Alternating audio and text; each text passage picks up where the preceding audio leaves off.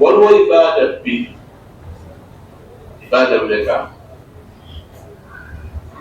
Omuntu yenna bwewenywereza ku ibaada zino ebbiri mu bulamu bwo zikola kinene nnyo mu nkyukakyuka y'obulamu bwo.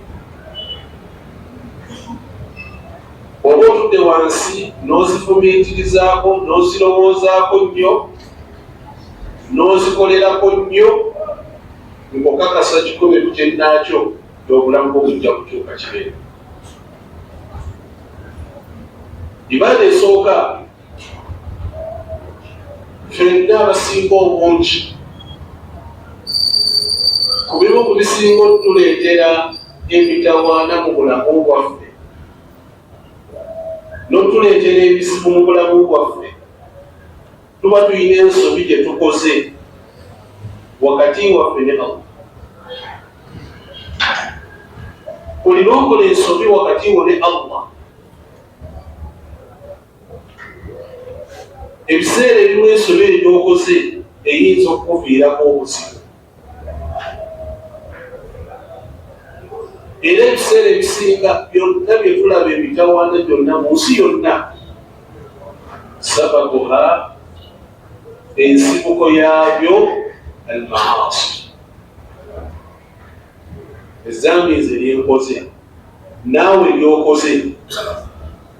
Allah kwasinziira okubanga ffenna abasinga obungi embeera etukaluubirira.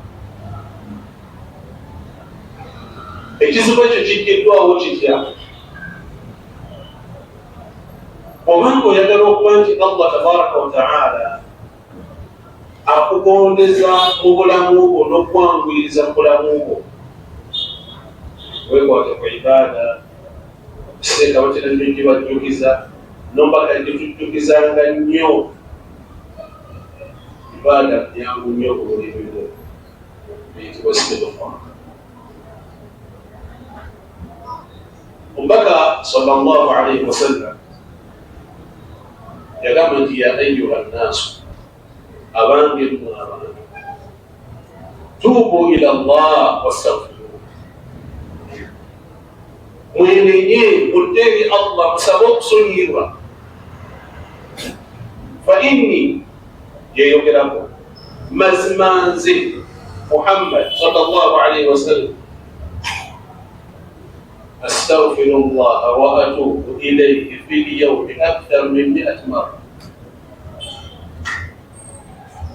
Zaba yimiridde mu maaso gammwe Nabbi sallallahu alayhi wa sallam, aganti nze ayimiridde mu maaso gammwe bwe mulaba nkola istighfar ebirungi ebitaka wansi wakyo, byendenenye eri Allah ebirungi ebitaka wansi wakyo. Bw'abanga oyo Nabbi Muhammad sallallahu alayhi wa sallam, embeera bwetyo efaanana, weebuuze kwandibadde oyogera ebirungi. Bw'abanga oyo Allah bwe yayogerako n'akakasa nti gwe wasonyiyibwa ebyayita n'ebirijja mu maaso, Allah yamusonyiwa byonna. Mukyala Aisha, mukyala wa Nabbi Muhammad sallallahu alayhi wa sallam, olunaku lumu Nabbi ng'ayimirira nnyo n'akuwa musajja wattu, ebigere ne bizimba, alina rahma, saasira Aisha mukyala we. Ati ya Rasulallah, lwaki teweewuuzaamuko newebakako? Sanga nti ya Aisha, afala akunu abdan shakura. Yamugamba nti wakad ghufira laka ma taqaddama min dhanbika wa ma ta'akhkhar, Allah yakusonyiwa amazambi, oludde tolina na zambi byonna, ne Allah yakuwa omukakafu nti byonna wasonyibwa. Lwaki weekaluubiriza obulamu n'olutuka ku ekyo? Yamugamba nti afala akunu abdan shakura. Gaani ataba mubadde abeebaza kabizimbe, naye nga bizimbye lwakuyimirira ku lwanyi. Olwakiro ffe ebigere byaffe bizimba ne bitufuuyirira, naye ng'oli kuki? Oli kuki? Lwaki ebigere bikufuuyirira? فلا أكون عبدا شكورا. Oyo Nabi Muhammad sallallahu alaihi wasallam yagamba nti bannange mwikirizenga nnyo istighfar, mwikirizenga nnyo tawuba mu bulamu bwammwe. Allah tabaraka wa ta'ala mu Qur'ani n'atugamba وما كان الله ليعذبهم وأنت فيهم وما كان الله ليعذبهم وهم يستغفرون. Allah subhanahu wa ta'ala mu Qur'ani asobola kubonereza abantu ngokyali mulamu mu bwongo Nabi Muhammad, ate asobola kubonereza abantu nga bakyayisa istighfar kulli bismi. Nga kubonereza nti oyisa ku lulimi lwo ekigambo astaghfirullah, ekitegeeza saba kusonyiwa Mukama wange. Ekisanyusa Allah tabaraka wa ta'ala nga kuyisa ku lulimi ekigambo ki. Olaba Nabi Muhammad sallallahu alaihi wasallam yagamba nti Allahu afrah, Allah yasiba okusanyuka bitawbati abdi,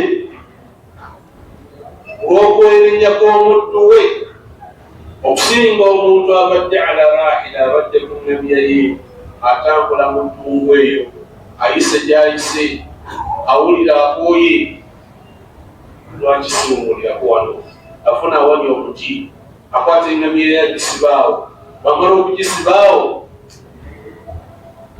neeba agenda okudda engulu ng'engamiya ekoze eki, engamiya yatambudde, eriko buli kantu konna k'alina okukozesa mu safari.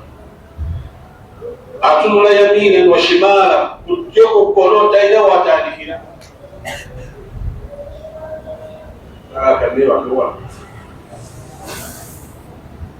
Atuula ku katono nnyo, otulo tuddamu tukola ki? Otulo tumutwala, otulo bwe tumutwala agenda okudda engulu ng'engamiya ye eyimiridde awo waali, nga buli kantu konna kweka. Wamala okutuula ku ngamiya ye naga Allah, Allahumma anta abdi wa ana rabbuka. Agamba nti Allahumma anta abdi, ay Allah gweki, gwe muddu wange, wa ana rabbuka, nze ki, nze mulezi wo. Ekigambo kyagende kituufu. Agamba nti Allahumma anta abdi, ay Allah oli muddu wange, wa ana rabbuka. Ekigambo kufuru bukafiiru nnyo, tegeka bulungi. Yagamba nti akhtaa min shiddati al-farh, akoze ensobi olw'essanyu ki. Kati Nabbi sallallahu alaihi wasallam agamba nti Allah asanyuka nnyo ogaye Mukama wange ensonyiwa, okusinga essanyu lyo lyako, ng'ensolo yeekomyewo ng'eriko buli kintu kyonna. Ati istighfar ekola kinene nnyo mu kukyusa mu bulamu bwo singa wali okimanyi. Okatenga ne kyekutwalira, ne bwoba otudde ku muzi, ne bwoba oli mu mmotoka yo, ne bwoba otambuza bigere, ne bwoba ku lubimbi, ne bwoba mu dduuka lyo. Yatugamba Nabi Muhammad sallallahu alaihi wasallam, man lazima al-istighfar, omuntu eyenywereza ku istighfar, biki Allah byamuwa, ja'ala Allahu lahu min kulli hammin faraj. Allah akusizaawo mu buli kizibu kyonna, akuteerawo obwangu, faraj. Allah akusizaawo, جعل الله له من كل هم فرج ومن كل ضيق مخرجا. Buli wofuna akanyiko bwoti Allah n'akusizaawo obufulumiro. Warazaqahu min haythu la yahtasib, n'akugabirira Allah mu mbeera gy'obadde tosuubira. Tobibadde nako, tegeeza nti al-istighfar ekuyamba kinene nnyo mu byenfuna byo. Buli mumu ekuyamba nnyo mu byaki. Tunuulira nabbi wa Allah Nuh alayhi salaam. Nuh yarayogera n'abantu be bagamba nti waqultu astaghfiru rabbakum innahu kana ghaffara. Yabagamba tuyitirize nnyo okusaba Allah okusonyiyibwa. Allah mumanyi innahu kana ghaffara, musonyiwa. Naye by'anaabakolera oluvannyuma lw'ekigambo ekyo tufulumizza. Yursili as-samaa alaykum midraara wa yumdidukum bi amwaalin wa baniin wa yaj'al lakum jannaatin wa yaj'al lakum anhaara. Allahu akbar.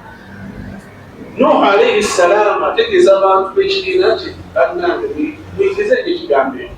Ekigenda okuva mu kigambo ekyo Allah agenda kutonyesa. Agenda kutonyesa enkuba kabonero kaki. Wani birolaba enkuba. Allah tabaraka wa ta'ala gani وَنُنَزِّلُ مِنَ السَّمَاءِ مَاءً مُبَارَكًا أنزلنا من السماء ماء مباركا. هذا مسجد جد بركة. الله يتجيزا تجدني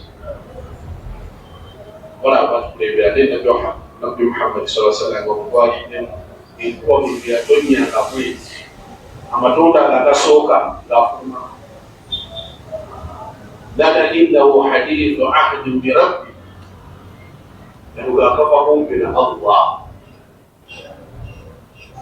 bwana kitambala ngakijja kubako vile ngakijjako ngayesimula kumanzira bwana Allah yakaita maa mubarak azikaji ebintu bino si bingi Allah byayogerako nti birimu baraka birimu nkisa ekitwagala kuyingira ebyo naye Allah agayo nti genda kutonyesa enkuba yabaita enkuba sisende egenda okubabonereza obubaka byamaziga babegakaawo mu kibuga Kampala enkuba yatonyakaawo nakusiza wala nnyo naye abantu baakaawo mu kibuga owino yonna nejjula ki yonna nejjula amazzi yonna ensi yensi gyanyogerako akuwa enkuba ng'ejjudde baraka yursili as-samaa alaykum midraara wa yumdidukum bi amwaalin ebyenfuna tugenda tubyongera istighfar ebyenfuna bijja kutereera wabaniin n'abaki n'abaana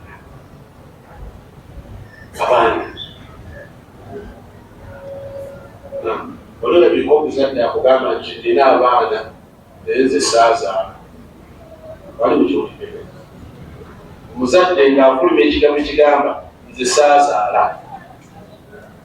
naye nga talina abaana manyi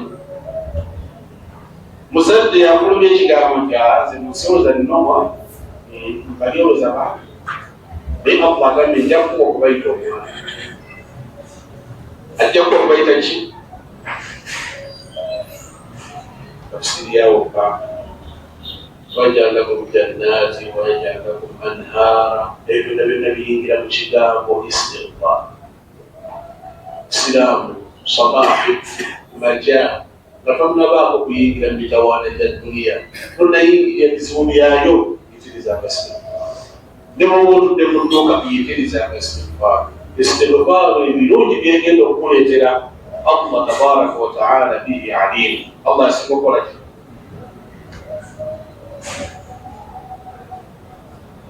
kandi badde tusussaawo ka mulimu ogwokubiri gwejagala weekwateko bagambye ekisinga otutawaanya ffenna ekituleetera ebizibu ffenna ekisooka bakiyita maasi gaba baki azana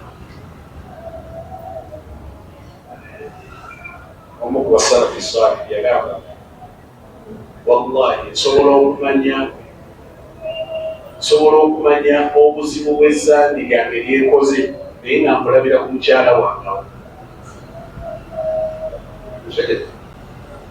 Oyinza okugenda n'okola byokoze awaeyo makuboko, ogenda okudda awaka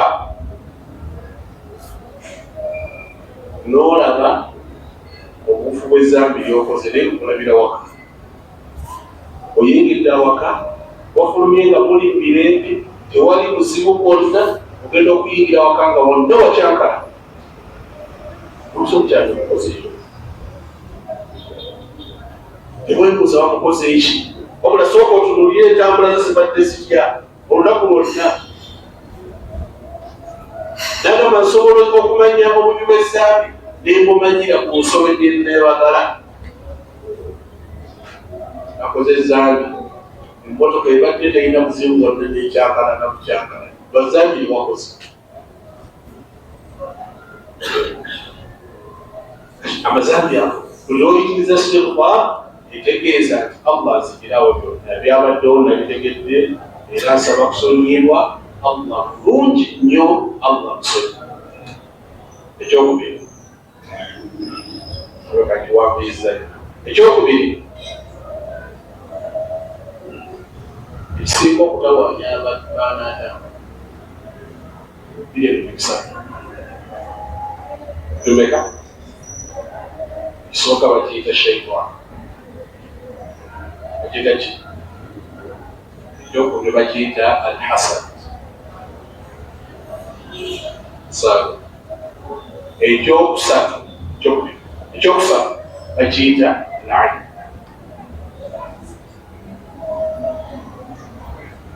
Eddagala ly'ebizibu ebyo byonna Allah yabituteera mu bigambo bye tukozesa ku makya n'ebigambo bye tukozesa akawunzi. Buli omu eddagala ebintu ebikoze eki ebisatu byekoonyeeko, eddagala lyabyo Allah yalissa ku bigambo byogerwa ku makya nadde awunzi. Bw'onaaba bwekutte ku bigambo ebyo ebyogerwa ku makya n'ebyogerwa akawungeezi, kakasa nti ojja kulaba enjawulo nnene mu bulamu. Babigazaako adhikaari sabaahi, adhikaari z'okumakya nnene kitono nnyo. Obisinga otutawaanya shaitaani tukimanyi bulungi, netukola ki? Oyo mulabe waffe wa bulamu era tali kwagala byewolikolonya. Okwagala nga muli mwenna muki? Innama yad'u hizbahu yakunu min ashabi sa'id. Omulimu gwayo okukola daawa era bengeeweza benaatwala muki? Mu muliro. Olina okola ezambi byonna shaitaani esanyuka, ekuseedaseeda buli kiseera kyonna kola kino naye okutaasika obuzibu bwonna ng'okozesezza ayatul kursi. Ekirimaani tegeeza afdalu aya fil Qur'an, ye aya egyasinga zonna mu Qur'an okuba waggulu.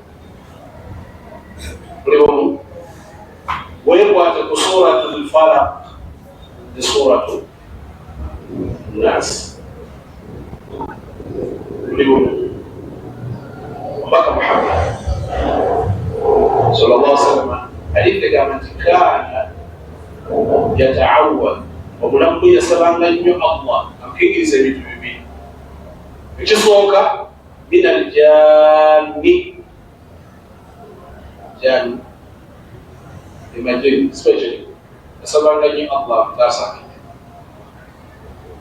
sallallahu alaihi wasallam shaitani.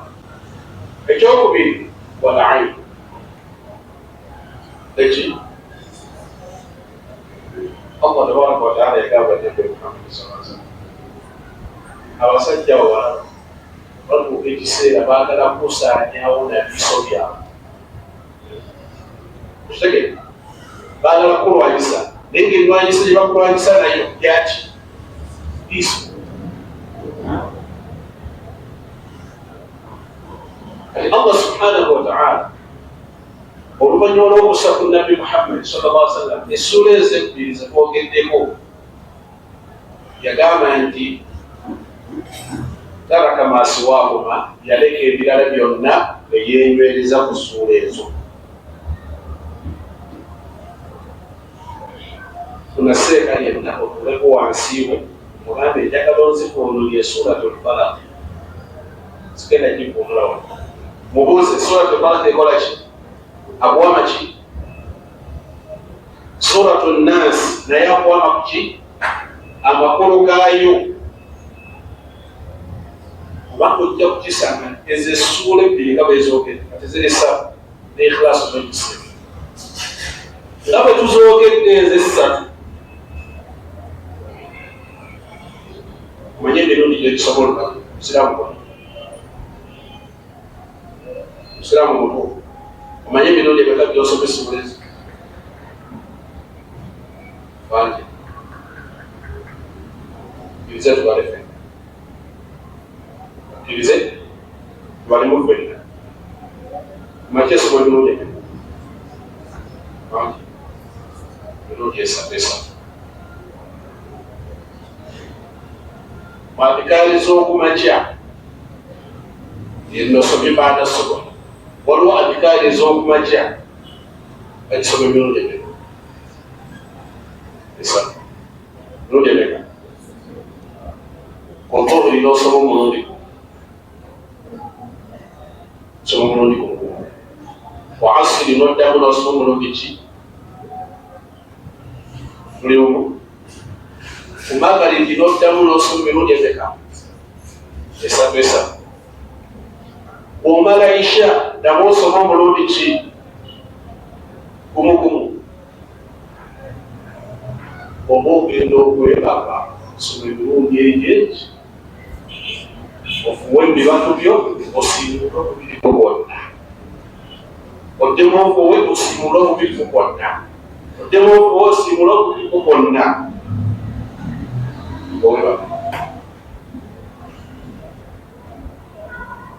Nabbi yatugamba sallallahu alaihi wasallam ma ta'awwada muta'awwid bimithliha. Teriyo muntu yali aleese kigambo ky'oyinza kukozesa kusaba Allah kutaasabizibwa ebyo bifaanagana bigambo by'amakulu.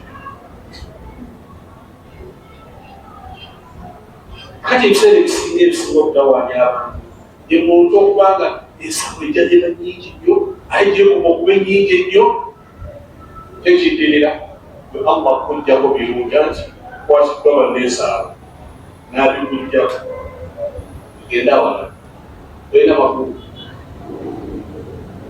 Kubanga olonze muwa oba wakunyiiga kiba kitegeeza onyiigidde ani. A'udhu birabbi nnaas maliki nnaas. Wulira, a'udhu birabbi nnaas. Ulize nnaas aze emirundi ebiri. A'udhu birabbi nnaas maliki nnaas ilahi nnaas min sharri waswasi lkhannas alladhi yuwaswisu fi suduri nnas min aljinnati. Nnaasi amuleese emirundi. Lwaki aleese omuntu oyo emirundi eyo? Olwetuddeku wansi n'okumiikiriza lwaki yayogera nnaasi? Nnaasi si mwangu. Nnaasi si ki? Asobola okukutaasa nnaasi. Nnaasi mumutegedde amakulu gaki? Tegeeza ki? Omuntu asobola okukutaasa ekitonde muntu olina kuddukira byali. A'udhu birabbi nnaas. Allah tomuleeta wa muntu. برب الناس ملك الناس إله الناس متصل بالوجود.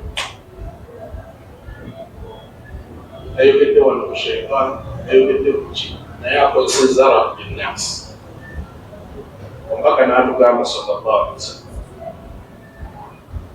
aktharu man yamuutu min ummati, abannange esinga ennene efa mu bantu ba ummaya nga al-ayn. Abantu okusinga obungi bafa kiiso, bafa ki esoda kutunulya butunulizi emotoka n'ebuku kege naye nga waliwo okutunulira nam kisobola okubanga Allah tabaraka wataala bwate bwakigeze naye nga kivudde kuki buli nsonga ebaako n'ensonga tegeka bulungi ekyo kigeza nti nenamba nnene y'abantu erwala nga terwadde bulwadde bulwadde nti buli awo wabula obulwadde bwekirwadde buvudde ku bantu bannaffe atakugendedde mu sako atakugendedde mu shiri wabula ngaobubi buvudde ku mutima gwe nokkakkana ng'okoseddwa. Olaba tugamba abasiraamu naddala abasinga obulungi ebyembeera byo bwobanga oyagala Allah bikukuumire si bintu bya kujaajamya. Tegeera ku bantu ekkumi abakulaba omuntu omu yekka yagenda okubaraka barakallahu Allah asaba kutebuka abasigadde bajja kuuka libumu bw'otudde otadde awo enyingiri saba Allah tabaraka wataala atusembatwe be abawuliriza abagoberera ekisigo okula ekirungi saba Allah tabaraka wataala taasa ebisaawa abeebiiso saba Allah tabaraka wataala fenna abeera atumalira obulamu obulungi dunya ne akhira saba Allah tabaraka wataala abalwadde muffe abeera abawonya abalina obuzibu Allah amalira obuzibu bwabwe n'abeetaaga kusaba Allah amalira obwetaavu bwabwe saba Allah atusigula amadaala gaffe mu dunya ne akhira atusse mu bantu abagenda okuyingizibwa firdausi al-a'la. Saba Allah tabaraka wataala atulaga amazima nga mazima ataliwo okubanga tugagoberera atulage ebikyamu bwabyo ate abenga atutwewaza innahu waliyyu dhalika walqadiru alayhi. صلى الله على نبينا محمد وعلى اله وصحبه. السلام عليكم ورحمه الله وبركاته.